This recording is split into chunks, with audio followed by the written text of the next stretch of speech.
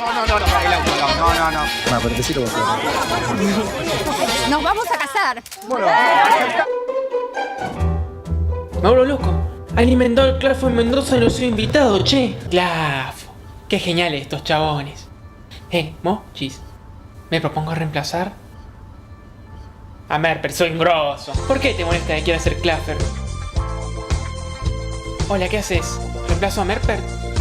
Vos, reemplazar a mi amigo en Clafo. Te voy a explicar. Mientras vos hueveabas la pava, canchereando, Ariel creó el Club de Ideas. Coordina TDX en Tecnópolis. Ese es un grosso. Me tenés que ayudar. No estás a la altura. Viejo, dedicate a lo que haces bien. ¿Al sauna? Me casé con un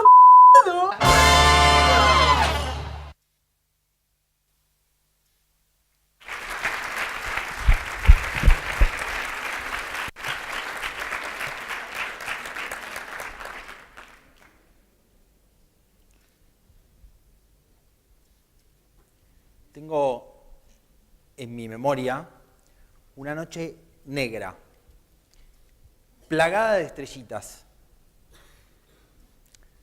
Me acuerdo muy claramente de una brisa fría, como las brisas de verano, de la noche de verano de la Patagonia.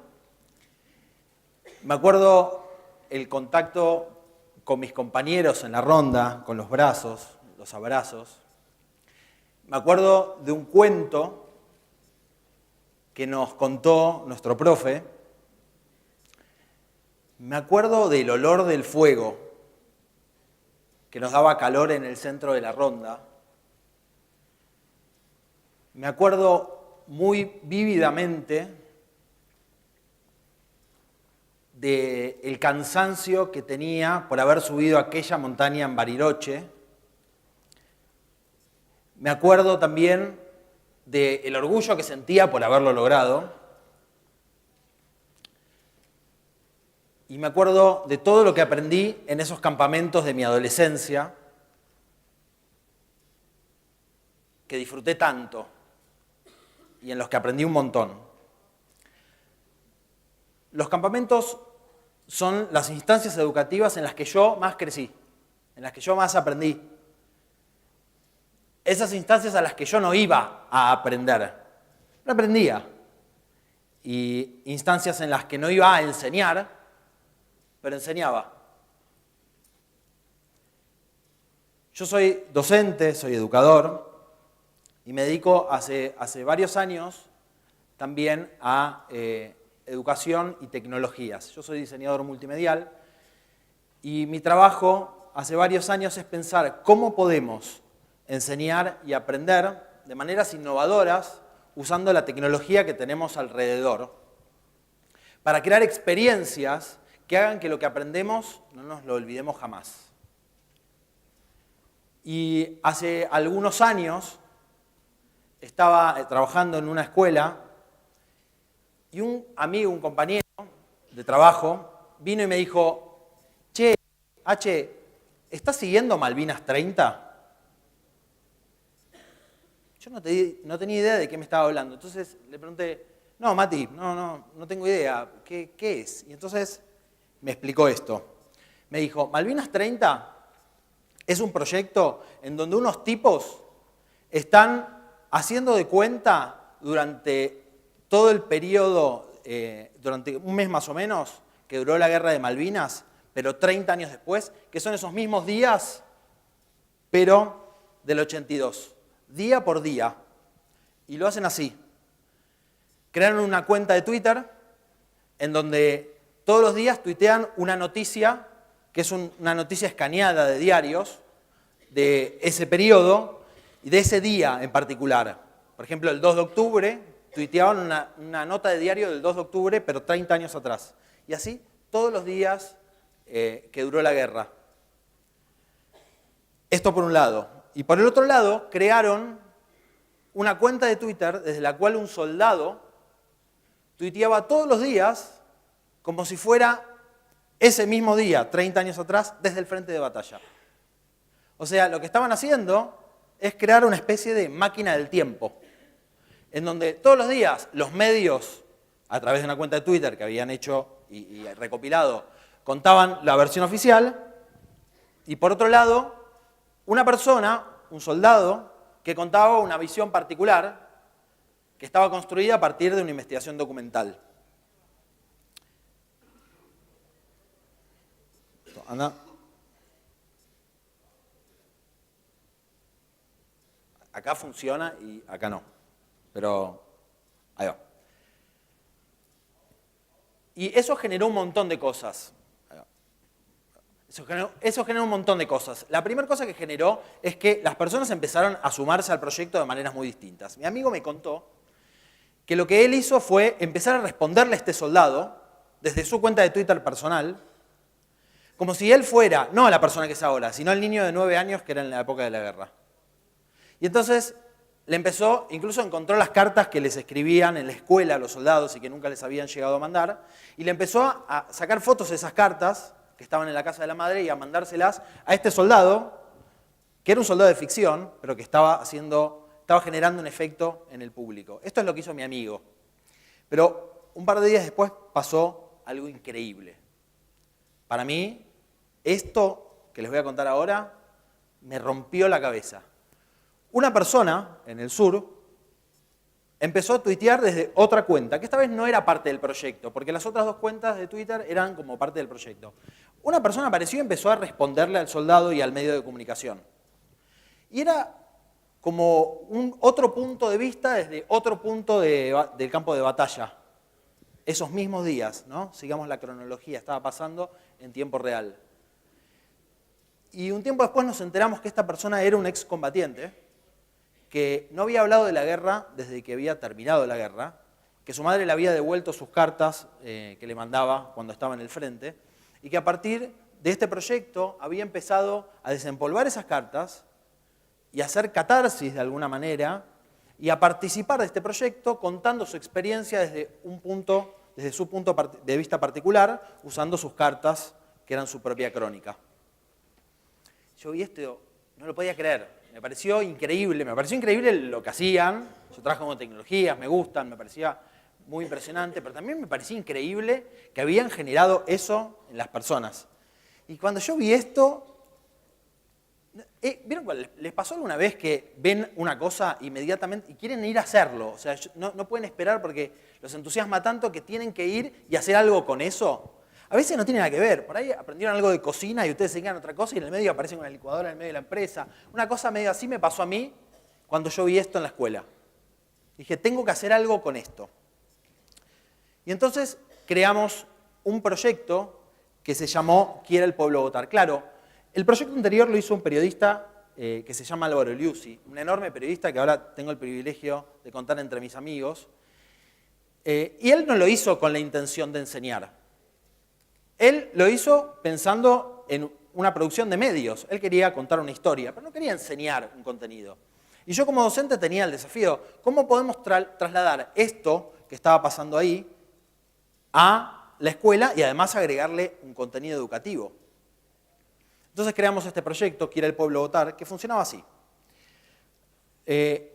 Reprodujimos esta clave narrativa, ¿no? Un medio de comunicación, todos los días de los últimos 15 días de octubre del 2013, hacíamos de cuenta que eran esos mismos 15 días, pero del 83. Para los que no son argentinos, en el 83 volvió la democracia argentina después de la dictadura militar, y fueron unas elecciones muy significativas, elecciones democráticas, las primeras de este último periodo que todavía nos acompaña, y ojalá por muchos años más. Y entonces esas elecciones y esos últimos 15 días previos a las elecciones fueron muy importantes en la historia argentina. Y en la escuela había que enseñarle a los chicos este periodo histórico. Entonces pensamos, ¿qué pasaría si reproducimos la clave narrativa de Álvaro, pero en esos 15 días en vez de en los días de la guerra? Y entonces creamos una cuenta de Twitter con un medio de comunicación que todos los días tuiteaba una noticia igual que había hecho Álvaro. Hasta ahí hicimos lo mismo que él. Creamos, en vez de un personaje, un soldado, creamos 6. Dijimos, no podemos representar la complejidad de ese periodo con uno solo, tenemos que elegir 6. 6 personajes que representen posturas distintas o perfiles distintos que en ese momento pugnaban por algo de poder. Y entonces todos los días, día por día, tuiteábamos una nota de diario y atrás de esa nota de diario habíamos escrito un guión y todos los personajes empezaban a discutir con un lenguaje muy tuitero, a chicanearse, a debatir, sobre la nota de diario, que planteaba el tema del día. Y habíamos elegido esas notas de diario con mucha intencionalidad educativa, ¿no? Lo mismo, hasta ahora, lo mismo que había hecho Álvaro, solamente que con otro tema y en el contexto de la escuela. Entonces dijimos, bueno, eso pasa en Twitter, y eso los chicos lo pueden seguir. Eso es como una historia, un relato que estamos haciendo. Por otro lado, tenemos el aula. ¿Qué hacemos en el aula? Porque el aula es otro medio. Funciona de otra manera, tiene otras reglas. Bueno, en el aula creamos materiales didácticos. Este caso es una infografía que hicimos, que era un dibujo que tenía estos mismos 6 personajes representados por sectores sociales y los chicos podían ir cliqueando y entendiendo cuál era la postura de estos personajes o de estos sectores sociales en función de uno de los temas del programa, que era la cuestión de los derechos humanos. Y acá hay otro que es una línea de tiempo que te permite ir cliqueando, entrando y saliendo del proceso político institucional del siglo XX en Argentina, que, como verán, está plagado de sombreros militares y tiene muy pocas urnas que no sean rojas, que en esta línea de tiempo representaban elecciones fraudulentas. Entonces, con estos 2 materiales y algunos más que habíamos preparado, planificamos clases con los docentes en donde, en vez de contarles la historia, retomaran lo que estaba pasando en las redes sociales y lo pongan al servicio de la clase, mezclándolo con estos materiales didácticos. Entonces ya era una ensalada distinta la cosa. Los chicos trabajaban con sus propios tiempos en los materiales didácticos para explorarlos y les daban contexto de los diálogos que ya venían siguiendo día por día en Twitter. Las clases pasaban dos veces a la semana. Twitter sucedía todos los días y a cualquier hora. Nosotros lo hicimos para que tuiteen todo el día. Es decir que los chicos estaban mirando lo que pasaba en este diálogo a las 9 de la noche, a las 8 de la mañana, al mediodía. Lo habíamos programado para que los docentes no tengan, si no nos mataban los docentes, paro en el colegio, pero era súper interesante ver cómo los chicos iban enganchando con esto y cómo después con estos materiales empezaban a tener otro contexto. Ya teníamos 2 medios ahí. Pero dijimos, bueno, esto es una escuela, tenemos que hacer algo más, tenemos que dar una consigna, porque además de poner los materiales a disposición, teníamos que proponerles algo. Entonces lo que decidimos es, la primera semana, les dijimos, tienen que hacerle desde sus propias cuentas de Twitter 3 preguntas a 3 personajes en 3 días distintos. Entonces los chicos empezaron a preguntarles, y nosotros lo que hicimos es decirles, si esa pregunta tiene que dar cuenta que estás entendiendo el tema. O sea, tenés que preguntar, no puedes preguntar qué color es tu vestido, o sea, tenés que preguntar algo que tenga que ver con el tema. Y la verdad que la primera semana les habíamos puesto un mínimo de 3. Le pusimos un mínimo porque dijimos, no sabemos qué va a pasar. Había un promedio de 10 tweets por chico al final de la primera semana. O sea, nos habían roto nuestro propio material de evaluación. No podíamos evaluarlos por cómo lo habíamos pensado, porque habían superado tan ampliamente nuestras expectativas que no tenía sentido en términos escolares evaluarlos así. Lo que hicimos la segunda semana fue lo más interesante. La segunda semana les pedimos que creen un personaje, que lo rodeen de sus características socioeconómicas, sociopolíticas, que digan quién es ese personaje y por qué piensa como piensa. Y que lo pongan a dialogar con los 6 que ya existían y además con todos los que empezaban a crear sus compañeros. O sea, al final de la segunda semana había un ecosistema de 60, 70 personajes que todos los días, a partir de la nota de diario, empezaban a tuitear. Se empezaban a discutir entre ellos. Algunos se empezaban a aliar porque pensaban parecido. Algunos se aliaban con algunos personajes. Nosotros no les dijimos que hagan un personaje con el que ellos estén de acuerdo. Lo alucinante es que no les dijimos nada. Y ellos hicieron personajes de toda la gama. Hicieron militares, hicieron radicales, hicieron peronistas, hicieron cualquier cosa. Al final de este proceso, nosotros tomamos todos los tweets que habían producido los chicos y cuando los ordenamos nos dimos cuenta que era más largo que un libro. O sea, colectivamente habíamos producido más contenido que un libro y que era un relato tremendamente realista de lo que se debatía en ese momento. Y además empezamos a evaluar los tweets que habían producido los chicos con una grilla de evaluación que teníamos, porque había que ponerles nota, porque la escuela lamentablemente es así. Y además porque les queríamos decir a ellos en qué situación estaban, digamos, cómo les había ido en el proyecto. Y lo alucinante es que en el año anterior a este mismo tema había tenido un 70% aproximadamente de aprobados y un 30% que habían tenido que volver a dar los exámenes en diciembre. Y habíamos logrado que el 100% de los chicos aprueben ese contenido en esas 2 semanas. Pero por muchísimo más de lo que nosotros nos habíamos imaginado. Entonces, con esta clave narrativa de pensar en las redes sociales, yo seguía haciendo un montón de cosas. Por ejemplo, una cosa que hicimos fue, hicimos una actividad que se llamaba Discurso Público, una historia de amor. Yo trabajo en Chequeado. Chequeado es una organización que se dedica a mejorar la calidad del debate público.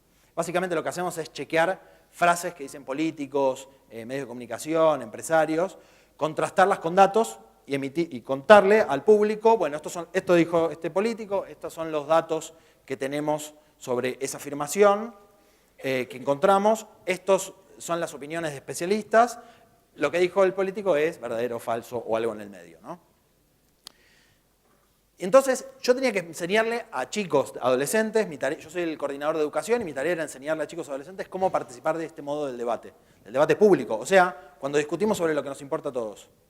Y entonces pensamos una actividad con un poco de esta clave narrativa, en donde lo que hicimos fue, en vez de poner el diálogo en el debate público político, dijimos, bueno, vamos a crear un corto de ficción. Creo que falta un video acá, pero bueno, no pasa nada. Creamos un corto de ficción en donde había 2 chicos, un chico y una chica, que se estaban chamullando. Y que todos los días, y que en ese chamullo se decían cosas, algunas de las cuales eran contrastables y otras no. Nosotros queríamos enseñarles a ellos cómo diferenciar lo contrastable y lo no contrastable, que es un requisito básico para participar con datos del debate. Y entonces les creamos a los 2 personajes, aparte de hacer un video, les creamos unas cuentas de Facebook. Y entonces, primero tenían que anotar qué era lo contrastable y qué no dentro de ese video, ese corto que duraba 3 minutos. Y después tenían que ir a las cuentas de redes sociales para hacer una investigación y ver si lo que se habían dicho era cierto o no. De vuelta, otro ejemplo, otra manera de pensar en clave de redes sociales, no exactamente igual a las anteriores, pero incluyendo que hay distintas maneras de aprender y distintas maneras de enseñar. Cuando yo pienso en este tipo de cosas y cuando veo en general tecnologías que me parecen interesantes, en este caso, esta es una foto de Minecraft. Para los que no tienen idea qué es, Minecraft es como Lego, pero en la computadora. Si no saben qué es, si tienen hijos chicos, pregúntenle a sus hijos, seguramente saben lo que es. Si no, a sus sobrinos, a sus primitos o lo que fuera. Todos los pibes saben que Minecraft es increíble porque es un juego que tiene una característica que a mí me parece alucinante, que es que tiene una modalidad en la que vos tenés un objetivo y terminás. Tiene otra modalidad en la que no hay objetivo. El objetivo es construir, como cuando usamos Lego. El objetivo es construir lo que yo decido construir. Y en general cuando pensamos actividades educativas, en empresas, en la escuela, siempre tenemos como un objetivo en mente. ¿Qué va a pasar ahora cuando los juegos empiecen a reproducir esta clave lúdica? Que no hay un objetivo, que el objetivo es jugar. Que ese es el objetivo. Entonces, yo puse esta imagen porque me parecía que tenemos que empezar a pensar todo lo que nos rodea y que la gente, los chicos y también los adultos que se están formando hacen todo el tiempo, tenemos que empezar a pensarlo como oportunidades. Cuando hice estas actividades, un tiempo después empecé como a sistematizar un poco lo que estaba haciendo, porque mi trabajo es un poco sobre la experiencia, pero también tengo toda una pata académica que tengo que sistematizar lo que hago.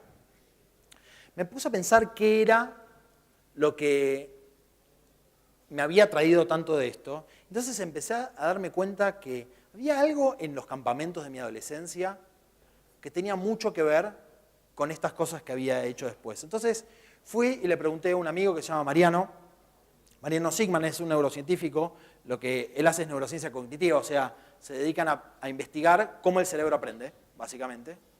Entonces le pregunté, ¿qué está pasando acá? Y él me explicó esto.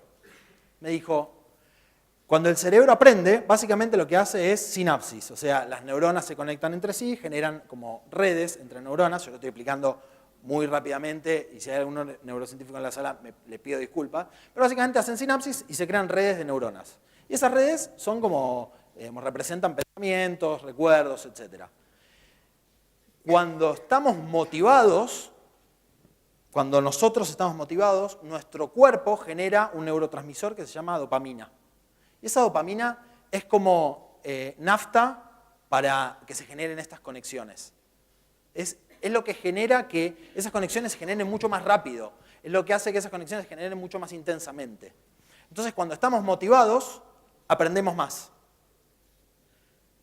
Pero me dijo otra cosa que yo creo que es lo que me cambió la manera después de trabajar con educación. Me dijo, no es necesario que estemos motivados con el objeto de aprendizaje, sino que tenemos que estar motivados en el momento en el que aprendemos. ¿Pasado en limpio? No es necesario que estemos motivados con aprender algo en particular. Es necesario que estemos motivados cuando aprendemos eso. De ahí se explica muchas veces que nos acordamos sentimos que aprendimos mucho de algunos profesores en la escuela secundaria, que nos hablaban de una manera que nos encantaba y que entonces queríamos ir a escucharlos. En realidad queríamos escucharlos a ellos. Y ellos nos contaban historia. Y terminamos aprendiendo historia. Porque lo que nos entusiasmaba era ir a escucharlos a ellos. Bueno, esto mismo pasa con el aprendizaje todo el tiempo.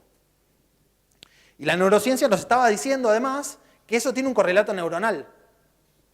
Entonces, yo empecé a pensar qué tenían en común estas cosas y me di cuenta que había algo claramente en mis campamentos, en la manera en la que habíamos usado la narrativa transmedia, que es la del periodista que les conté, que usamos en Quiere el Pueblo Votar, y la que les estaba contando también de Chequeado, que hicimos, y que era que habíamos logrado, de alguna manera, encontrar motivaciones múltiples para todos los que estaban participando del proceso.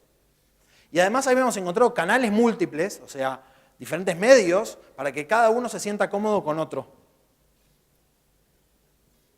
Y cuando pienso qué tienen en común estas cosas, me vuelve a la cabeza algo que yo pensé y que ya les dije, que es, claro, yo no estaba yendo a aprender, pero aprendía. Y yo no estaba yendo a enseñar, pero enseñaba. Muchas gracias.